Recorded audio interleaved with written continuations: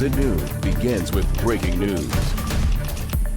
That breaking news, severe weather damage, particularly in Marrero as storms blew through this morning. You're looking at the damage done there. Photos sent to us by Jefferson Parish Councilman at Large Scott Walker, who was there on scene speaking live to our crews.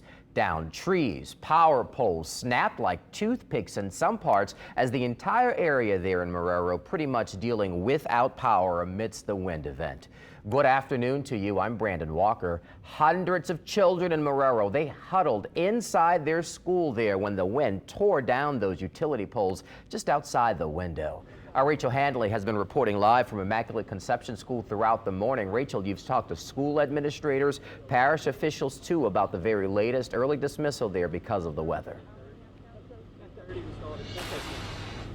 Yeah, we did, and we've gotten a clearer picture of exactly what happened here. But at this point, as we've been saying over the past hour, we still don't know if this was a tornado or if this was just strong straight line winds that came through here. But as you can see behind me from these power poles, whatever it was strong. And here with me, I have Jefferson Parish President Cynthia Lee Sheng. She's here checking out some of the damage. And Ms. Lee Sheng, I know it's still early, I know you're still assessing things, but what can you tell us overall about the damage here in Marrero? Well, we're going to say right now it's straight line winds until somebody who can classify it differently does that.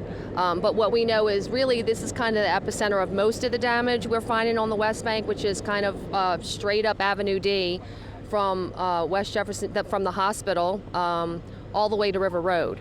And so what it looks like is a lot of down power lines and a lot of loss of electricity. Obviously, we work with Immaculate Conception School and the Sheriff's Office to make sure those children were evacuated because they lost power. I was on the phone with Entergy already. We had some outages earlier this morning in Metairie, and most of those, except for a couple hundred, have been restored. And they are restoring. They're bringing in resources from other parts of the state to restore what on the West Bank, the outages that we have on the West Bank.